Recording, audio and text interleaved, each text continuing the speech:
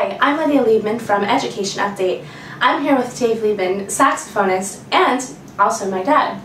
Dave Liebman is an NEA Jazz Master, the 2011 top soprano saxophonist according to Downbeat magazine, a Grammy nominee, and the recipient of the French Order of Arts and Letters. He's here in New York performing with Steve Kuhn, Billy Drummond, and Steve Swallow at Birdland.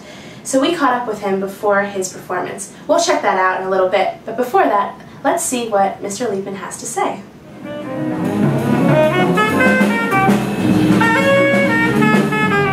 let's start from the beginning. You are born here in New York in Brooklyn, yeah? How did you get involved in music in the first place? Well, I started just at the urging of my parents, started piano like kids do. I'm 9 years old, but I always wanted to play the tenor saxophone. I had really listened a lot to early rock and roll. It was the first music I loved. And the tenor saxophone was a pretty dominant instrument in early rock. I just loved the sound of it, and I just wanted to do it. But my parents insisted I take at least 2 years of piano before, which was excellent advice, because you certainly learn about music that way, whether it would be a hobby or a profession, it doesn't matter, you got a great background. And then finally, around 12 years old, I got to the tenor, and clarinet, and eventually the flute, and studied a little neighborhood school called Bromley Studios. Went every Saturday morning, spent 3 hours there, and learned how to play in little combos.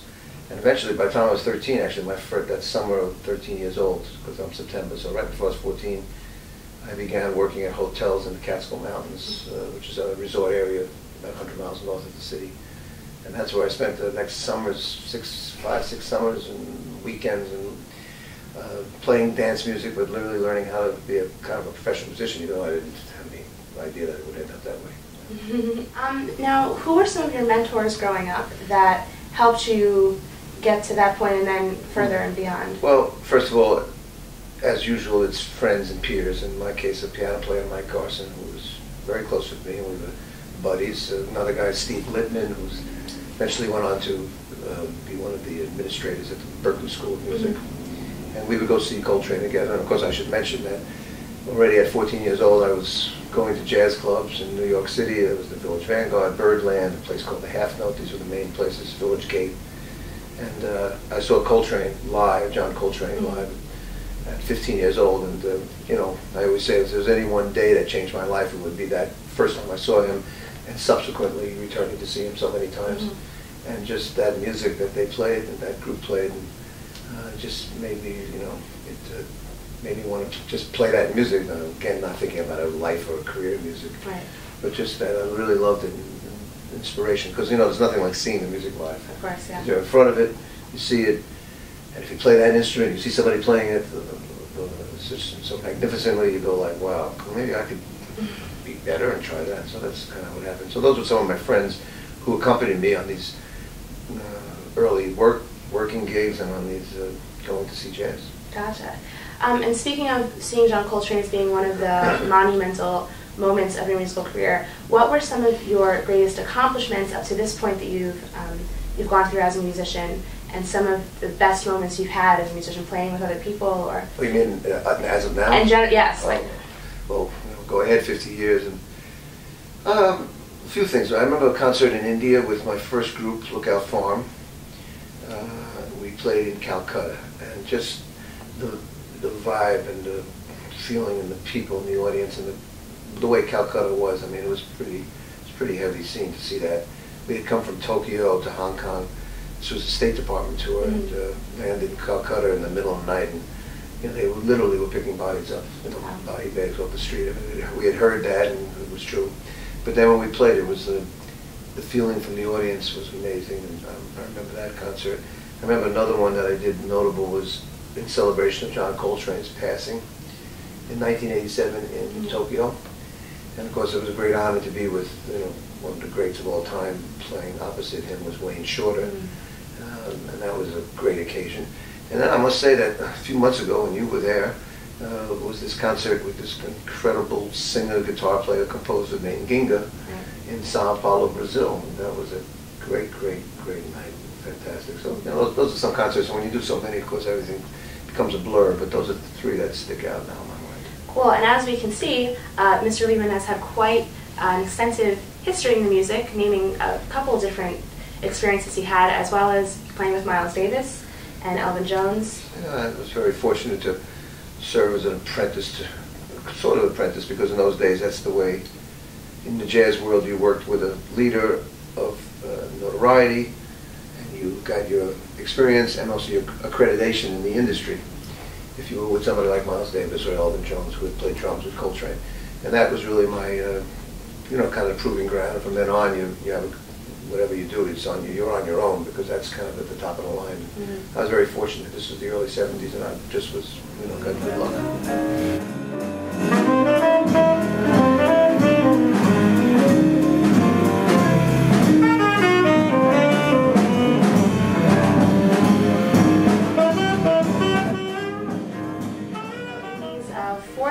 To, I guess, 50 years that you've been in the field, what are some of the struggles that you've had to overcome dealing with?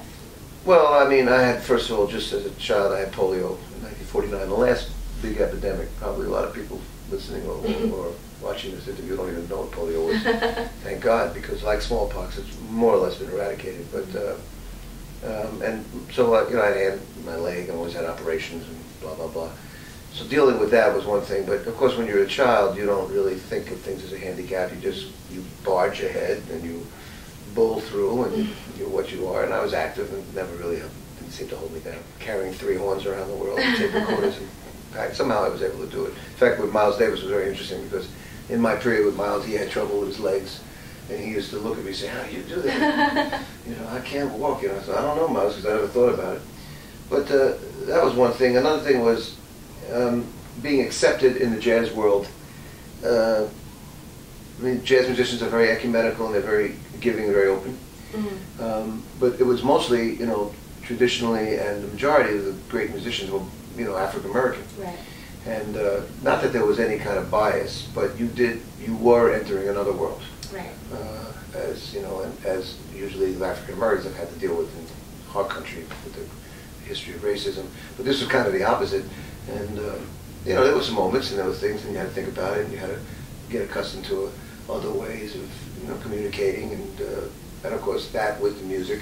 Mm-hmm. And in my case, being with Miles Davis, Elvin Jones, again, I had a stamp of approval, but there was a little bit of a learning curve there, no question about it. Yeah. But I was very fortunate, again, with the timing being what it was.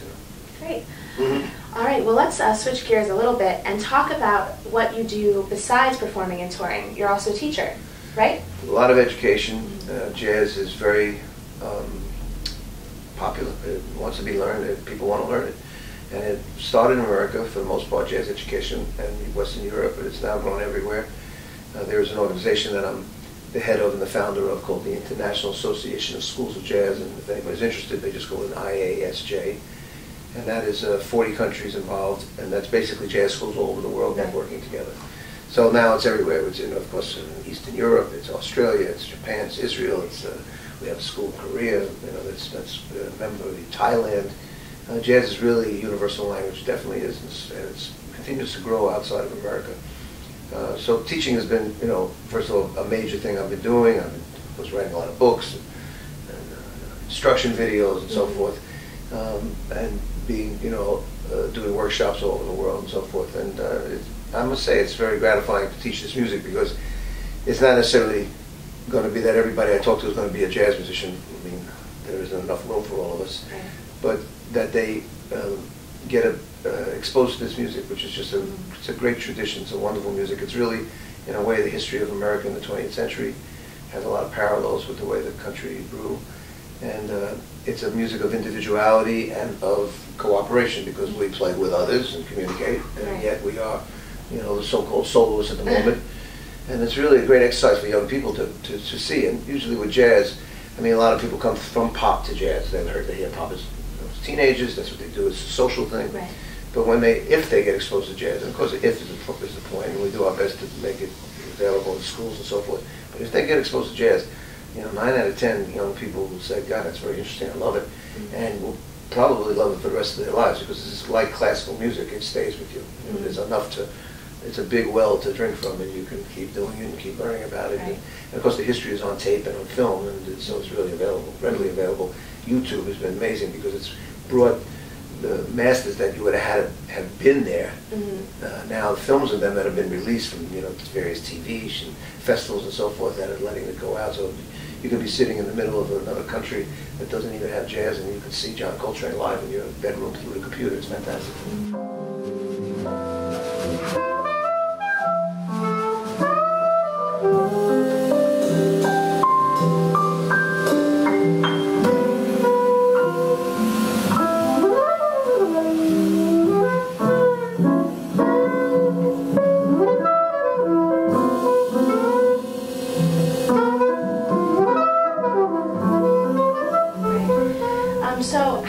What is it that you teach? You teach at Manhattan School of Music, right, regularly. So what is it that you're teaching these students? And because for those that are watching that don't know, how do you teach jazz? Well, this was a big question about how to teach creativity. I mean, it's not would be any different for a painter or a sculptor or a poet. We teach the tools and the how-to and the ways to get to the information, and of course practice tools and so forth. You can't teach creativity. You can inspire. You can show examples of people who have been creative and read about them and what their path was and so forth. But if you give, it's empowering to have information. That's what it comes down to. And jazz for a long time was very mystical. How do we do it? How do people play together? I always use my father as an example. He used to come and say, how do you guys do it? You don't look at each other. There's no conductor. You don't have music. Your eyes are closed. You don't say anything to each other. And there's it is a mystery. I mean, improvisation in general is a mystery. There are improvisation traditions all over the world, but jazz is a particular vernacular, a particular language, and it is mysterious. But you can teach the tools, and you can say, practice this. This goes from A to B to C, and there's a way of learning the music. So we really try to teach the techniques and the tools, and instill a sense of creativity and of inspiration. Hopefully, that the student takes beyond the music. Again, if they don't play the music, it's that they get this feeling from it and hopefully apply it to whatever they do in their life. So in the course of your teaching career, how have you seen the student body of jazz change? Has it changed? I mean, technology has obviously improved vastly since when you started. The level just gets higher every minute. I mean, we are constantly, our generation teachers, are just constantly talking about this new 14-year-old kid who just walked in and plays great. And you know one of them is Gotti, a little piano player from Israel, Gotti, who's now 15, the ripe age of 15. Incredible, but it's actually more common than it used to be that you see these young, amazingly talented, and in general the level has gone up, and it's because of education. It's because the tools are available, and as I say, YouTube, and if you're interested, you can be anywhere and really get a lot out of it. Eventually you must go to where other musicians are, because of course you have to interact and play. That's why New York is such a mecca of jazz. There's so many schools in the area, there's so many musicians, established musicians like myself in the New York area, and then there are so many students, and really worldwide from all over the world. When they come here, they're able to be exposed to each other. They can see where they stand in relation to others, and mostly they take part in the scene. I mean, making a living is another question, but being involved and having a lot of activity. New York, places like London, like Paris, there are a lot of musicians, young musicians striving, and they're just more and more talented. And I guess it's the computer and it's this YouTube and the availability of information. It just it enables people to really come in with a great deal of information even before they start formal studies. So, saying all that, what does that lead to the future of jazz? The young musician you have in your class. I mean, what is in store for him? Well, now? For him or her is it's a two-sided coin. They're going to have this incredible information. They're going to be highly skilled because we do teach them well. On the other hand, there is really not a great demand for jazz. Live jazz is hard to find. Okay, in New York City is one thing, but as far as being able to really practice the tools of the trade, unfortunately, there isn't a lot of opportunity for that. On the other hand, the amount of talent that's out there has meant that, in my opinion, jazz is in the best shape it's ever been in as far as an evolving, living music. It has, the influences are everywhere now. It's not used to be you said jazz and it was pretty pure what we knew. It was like saying classical music, you knew what it was. Right. But now it's like so variegated and so many different wings and tributaries that it's, you say jazz and you can mean everything from kind of a rock influence thing to a world music thing to the classical world and so forth. And this is great because the young people are really interested in mixing things together. So there's a lot of activity and a lot of great music happening, and unfortunately not a lot of opportunities, and funding is always a problem. I mean, I think jazz is an art form, and art is a function of government is to support the arts. In America, it's not done as as well as it could be. Obviously, in Europe, it's been traditionally much better, which is why musicians like myself are in Europe so much. We have to get governments, in a time like this, sounds pretty, of course, outrageous, but we do need to keep support up for the arts because that's the only way it continues to grow, so that the public has a chance to see it and hear it and be enriched by it, because they are enriched by it when they see it. They love it when they see it. It just has to be fed to them and given an opportunity to grow, and that's what we hope the young generation will do.